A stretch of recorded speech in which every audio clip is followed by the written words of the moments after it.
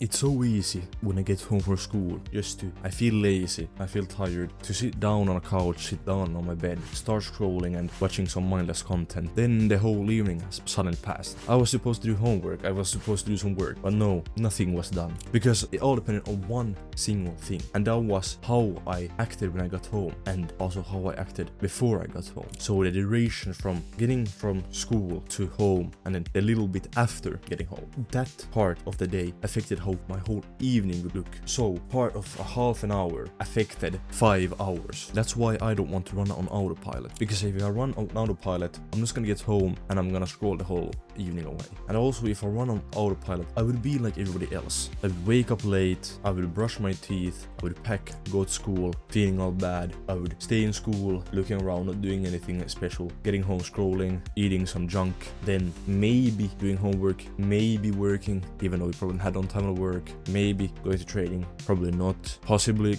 gaming the whole evening until late, maybe 11 or 12 p.m, going to sleep late. That life doesn't look that very enticing to me, and that's why I don't want to live on autopilot. For most people, living on autopilot means getting worse. There is no getting better when you live on autopilot. That's because most people's defaults are just getting worse. Most people stay at home, don't train at all, don't learn anything during the day-to-day, just scroll away. Obviously, they're getting worse. They're not stimulating their mind, they're not keeping those brain connections alive, they're not training, they're not building muscle, they are eating junk, which means they're going to get a lot bigger, they're not gonna stay athletic. Some people have it good. Some people have good routines, have good defaults, and then just running on autopilot could be good, but that's not applicable for most people. For me, to counteract this problem of me getting home, being lazy, then scrolling away the whole evening, not getting anything especially important done, I will explain it in the terms of Fortnite. So a hotspot is a place where a lot of people land.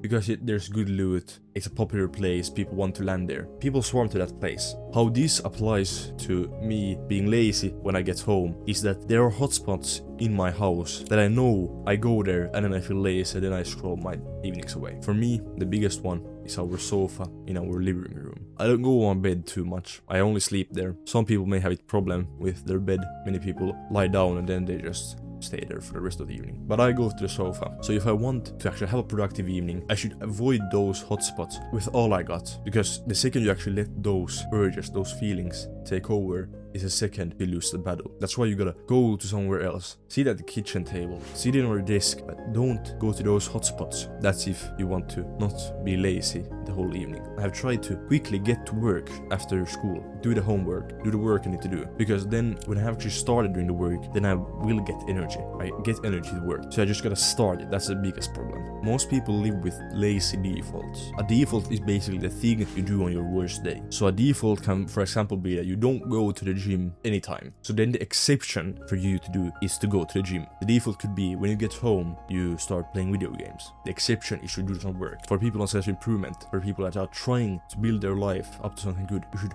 use defaults to your advantage. Make your default you go to the gym every single day or following the routine you have, because then not going to the gym is the exception. Your brain doesn't want to break the identity. Your brain doesn't want to break those routines and do the exceptional thing. So that's why you gotta have not going to the gym as the exception. Make the good things the default. As I read in Essentialism, being on self-improvement means living by design and not by default. You design how your life looks. You design your calendar to fit what you want to do in the day. You design your environment so you can be productive and stay productive. You design everything in your life so you actually get out what you want to get out. Not just living by default, doing what everyone else does. Just, I felt like scrolling, so I scrolled. I felt like watching a movie, so I watched a movie. I felt like doing whatever, so I did whatever. Not doing that. Living by design. For defaults, I have an example which I think about. It's if you're in a video game about some dungeon or some bosses you got to defeat. There are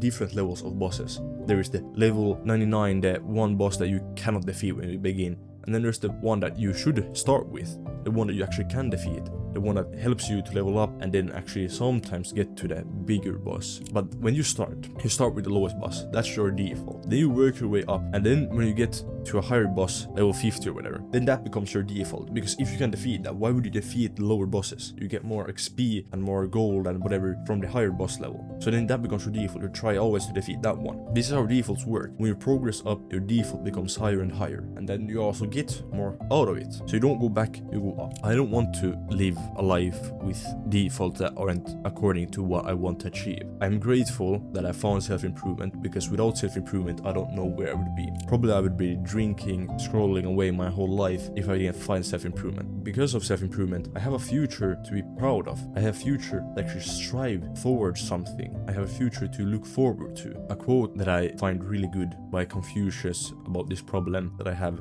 is, we have two lives and the second one begins when we realize we only have one. What this quote basically entails for me is that when I realized that I shouldn't be wasting my time, I shouldn't be doing those bad habits, because I only have one life. I should take care of this life. I should do the best of my ability to do what I want in this life, because I won't get another chance at this. And that just pretty quickly reduces the amount of wasting away you do. But you gotta remind yourself of it constantly, because our brains are really good at forgetting. If you don't do that, if you don't remind yourself, you will fall back into the same thing. But then you remind yourself and then you're good again. Now when you try out self-improvement, you start meditating, when you start journaling, when you start actually working and doing something meaningful, you start feeling how it feels to live that way. And then you can't go back to how it felt before. Because before, when you didn't know how something felt, how you can actually be different, you didn't strive for that because you didn't know that it existed. But then we actually felt how it feels. You can't go back. And that also leads to me, when I'm on self-improvement, I can't indulge in the bad habits. I can't scroll